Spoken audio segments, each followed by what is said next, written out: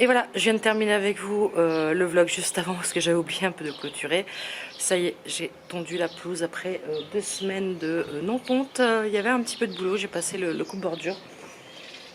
Donc j'ai un petit peu chaud mais ça fait du bien. Je vais aller mettre tout de suite ce que j'ai acheté, ce que je vous avais dit en fin de vlog. Ce que j'ai acheté là-bas, j'ai fait un trou cette semaine. Je pense qu'il y aura assez de place, on va aller voir ça ensemble.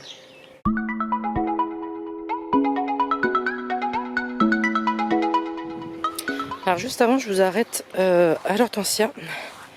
Donc c'est l'hortensia de Promesse des Fleurs. Je vous avais expliqué qu'au début quand il fleurissait, il était blanc. Ensuite il passait un petit peu au rose et finissait normalement complètement rouge. Donc là il y a certaines fleurs qui sont ouvertes depuis un petit moment et je vois que la teinte commence à arriver. Je ne sais pas si vous verrez bien la caméra, mais j'en prends deux différentes. Voilà, et celle-ci est blanche et celle-ci commence à tirer un petit peu sur le rose. Il y en a une paire qui commence à changer un petit peu de couleur. Donc c'est plutôt joli.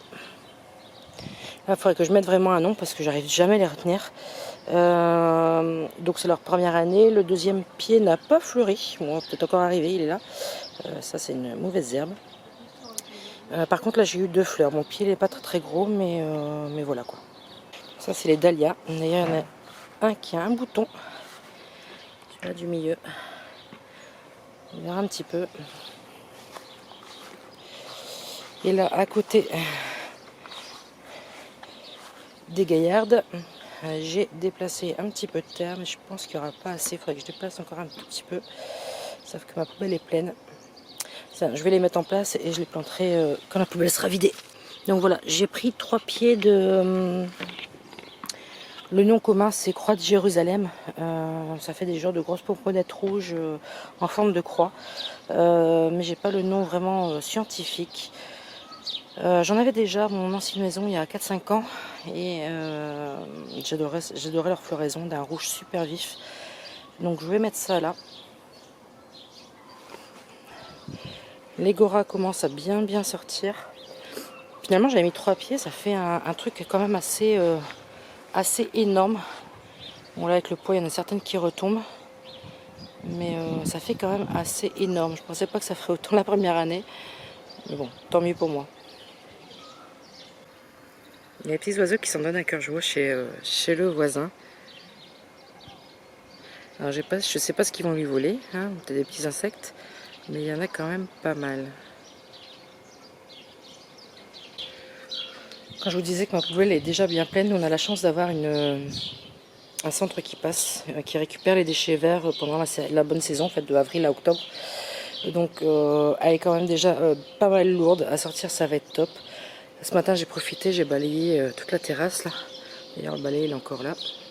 Et ça fait du bien, ça fait un petit coup de propre. Alors le potiron, je crois que c'était pas une bonne idée de le mettre dans le géotextile, ça a super bien poussé, mais commence à devenir énorme. Et c'est que le début. C'est que le début. Bon, je pense que je vais le laisser courir là tranquillement. Et puis quand je verrai qu'il y a un fruit qui part quand même à maturité, je couperai le restant pour dire qu'il se concentre que sur ce potiron là et pas sur des autres. Mais bon, ça ramène un petit peu de verdure quand même sur la terrasse, c'est plutôt pas mal. Je voulais faire une petite dédicace à Karen. Franchement, j'en suis ravie, la potée est super belle. L'année passée, ils n'avaient pas tellement donné, mais cette année, ils sont super beaux. J'ai plein d'amis qui viennent et qui me disent ça s'appelle comment cette plante-là? C'est super beau. On se retrouve dehors, comme je vous avais dit, donc j'ai acheté 3 pieds de Croix de Jérusalem. Il faudrait que je cherche le nom scientifique, je ne l'ai pas en tête. Pour moi, je retiens le plus simple, c'est mieux. Mais j'ai pas fait assez d'espace là, donc je vais encore enlever un petit peu d'herbe. Et puis ensuite, je vais creuser ça pour mettre ça. Et j'ai aussi racheté un pied de chair pour mettre là-bas. Parce que j'ai un pied qui n'a jamais poussé, qui est en fin de vie. Donc j'ai racheté une chaire bien en forme. Et puis je pense que ça ira mieux pour la reprise.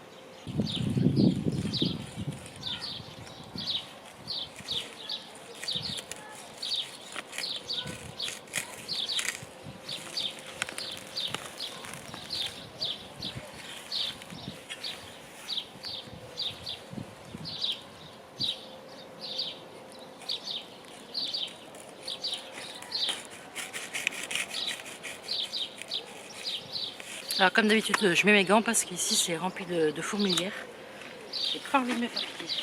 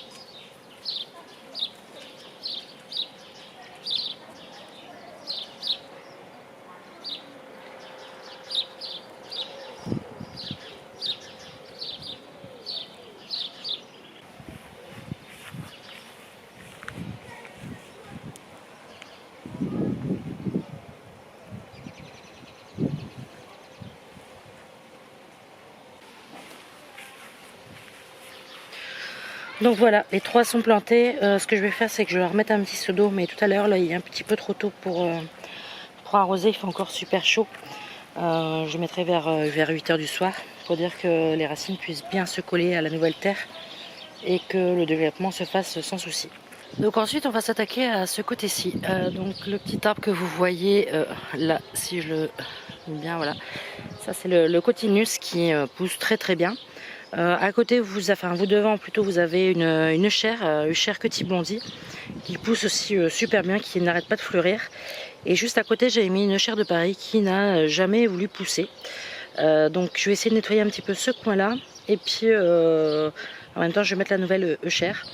Donc comme vous le savez, j'essaye de nettoyer ce coin assez régulièrement. Mais j'arrive pas à en venir à bout. En plus, je vois que à côté, ça devient en fleurs, donc en graines. Donc je vais encore en avoir partout. Je vais essayer de trouver un système, on verra bien si ça fonctionne. Donc voilà, j'ai aspergé un petit produit juste sur les feuilles indésirables. On verra si ça fonctionne. Si ça fonctionne, je vous en parlerai. J'ai essayé justement, il n'y avait pas trop de vent quand j'ai commencé à faire ça. Et pour dire qu'il n'y en ait pas sur mes plantes à moi. Donc Gala, bouge là. Et ici j'ai acheté une chère. Donc c'est Black Beauty, voilà. Bon là elle ressort un peu violette, mais elle fait beaucoup plus foncée sans le soleil. Donc je vais mettre celle-là. Donc de toute façon toute cette partie-là ici sera refaite. Je dis bien si j'ai le temps et si j'ai la motivation en automne. En automne je vais enlever toute cette bâche. De toute façon les 3/4 de l'herbe aura disparu. Et puis je vais retourner ça plus proprement, un peu comme j'ai fait de l'autre côté. Alors, je pense que c'était la solution à faire ici, mais j'étais pressée par le temps, j'ai voulu mettre cette bâche et maintenant j'ai double boulot. Donc bon, on va essayer. Donc là on va planter un Black Beauty et j'ai ramené un petit peu de terreau, comme ça on va faire le trou. On va lui mettre un petit peu de terreau, un petit peu d'abonnement et puis on va le planter pour dire que la reprise se fasse plus facilement. Donc ici vous voyez on retrouve carrément la motte de le Cher de Paris. Alors ce que je vais faire c'est qu'il y a encore un petit peu de vert, comme on dit, il y a du vert, il y a de l'espoir. Je vais essayer de la mettre en bac avec du terreau ou autre pour voir si elle se développe beaucoup mieux.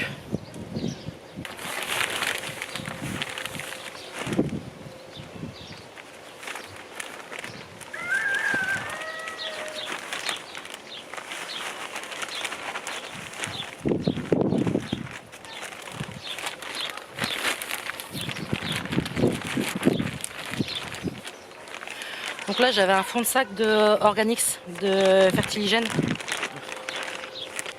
Donc c'est le naturel, c'est celui-là qu'on peut utiliser en agriculture biologique. Donc ça c'est du terreau universel, donc j'avais pris plusieurs sacs. Franchement il est bien, je l'aime bien, il va bien travailler tout ça, donc c'est top. Ah, ici elle se couvre, donc ça va, c'est juste un nuage passager. Donc maintenant on va mettre le Cher et puis c'est la même chose, j'arroserai que ce soir parce que le soleil tape quand même assez aujourd'hui. Donc par sécurité, il vaut mieux que j'arrose ce soir. Alors comme d'hab, je suis pas fan de ça. Je mets de la terre partout. Je sais pas si vous allez voir, à la base, il y a un filet qui entoure la motte. Mais je vais le laisser parce que je vois que les racines se sont bien développées en bas. Donc je pense qu'il n'y a pas de souci. Donc voilà, je vais essayer de vous filmer ça un peu plus proche, mais je trouve que les deux couleurs vont très bien ensemble. Là, il y a un petit peu beaucoup de soleil, mais bon, on peut voir celle-ci est un peu plus rouge et celle-ci tire un peu plus sur le bordeaux. Donc, je pense que c'est pas mal. J'espère que la mixture que j'ai fait permettra d'éliminer un petit peu voilà, tout ce qu'il y a derrière. Je suis vraiment embêtée avec ça, c'est saoulant. Je sais même pas ce que c'est exactement. Mais tout ce que je sais, c'est que ça pousse comme un rhizome en fait. Ça longe le sol et voilà, c'est reparti pour un tour. Donc je pense que si j'ai trouvé le bon mélange à mettre, et je pense que je devais devoir être souvent dessus pour éliminer au fur et à mesure. Donc là je vais récupérer la petite motte, je vais mettre ça dans du terreau ou je sais pas quoi, je vais regarder pour essayer de la refaire repartir. Ça se peut que ça va repartir. Et puis pour aujourd'hui, je vais vous laisser sur cette petite vue. Donc vous avez donc les goras qui sont juste là. Ici vous avez les 2 pieds de sauge. Ici vous avez les gaillardes.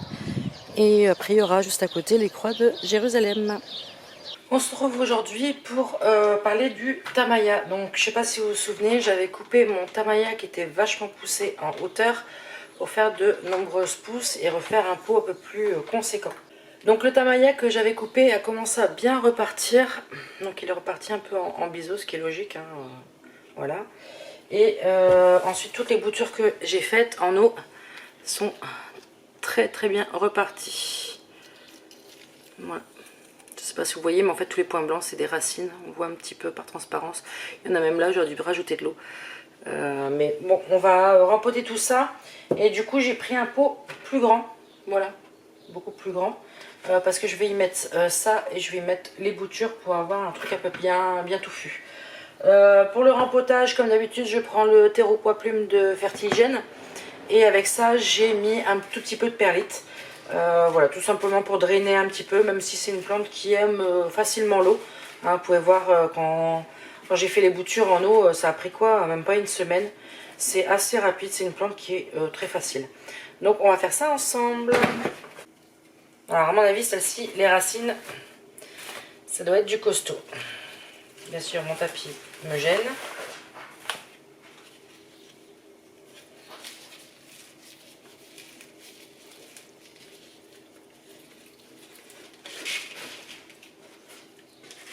Bon bah ça va. Ça va, c'est pas non plus... Il y a du monde, ok, du monde, c'est assez tassé. Mais je pensais qu'il y aurait plus de racines que ça. Donc j'essaye de casser légèrement. Voilà, bon je peux pas aller plus loin. Parce que franchement les racines sont bien tassées, donc j'ai peur de faire pire que mieux. Bon, j'ai essayé de casser un petit peu ici pour dire qu'il y ait des racines. Donc ensuite, je manque de place aujourd'hui.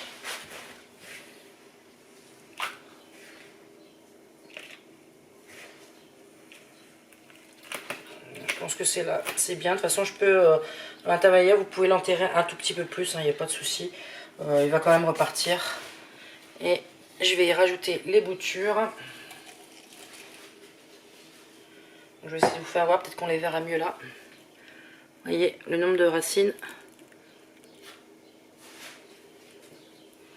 Donc ce que je vais faire, je crois, c'est que je vais faire tout le tour de la plante et je vais mettre les boutures après, parce que sinon je ne vais pas savoir tenir les deux en même temps.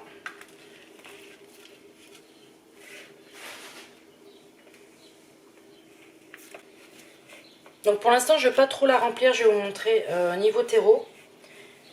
Comme ça, si jamais je dois refaire un petit surfaçage, j'ai encore de la marge pour le faire. Là, je vais voir ce que ça va donner après quand je vais arroser. Mais j'essaye de rester, je ne sais pas si vous voyez, mais il y a au moins, voilà, une bonne phalange. Donc peut-être mieux, voilà, une bonne phalange. Je ne monte pas jusqu'en haut, déjà ça lui fait déjà un plus grand pot par rapport à celui qu'elle avait. Donc maintenant il suffit de mettre les boutures.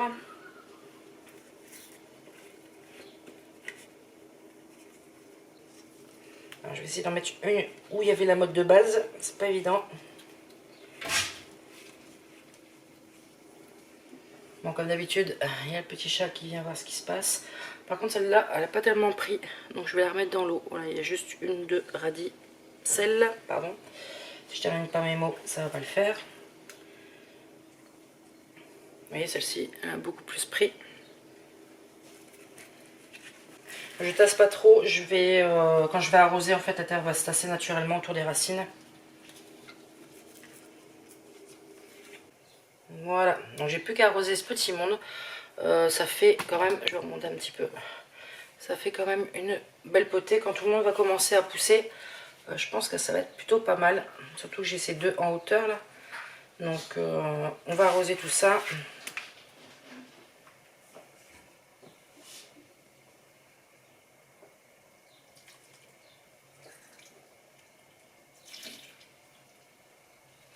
En fait, quand je fais des boutures comme ça en eau, quand je refais la plante, pendant 1 à 2 semaines, j'hésite pas à mettre de l'eau à la plante.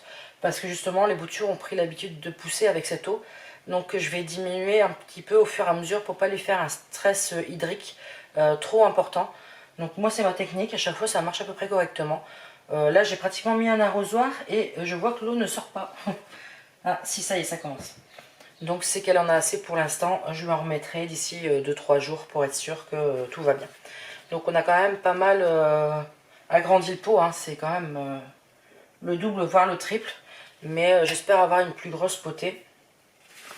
Donc niveau rempotage pour l'instant je suis à peu près à jour. J'ai le Pothos Exotica qui est encore en eau. Mais j'attends parce que les radicelles viennent juste de commencer.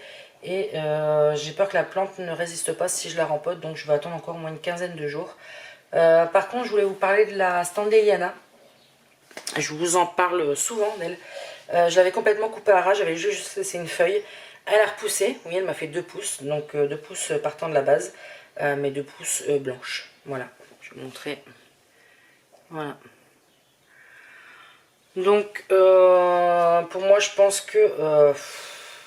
parce que là, je ne sais pas si vous allez voir. On va parler de la première qui est juste là, qui suit le tronçon en fait. La base est vraiment blanche, donc je pense que les prochaines qui vont sortir seront blanches.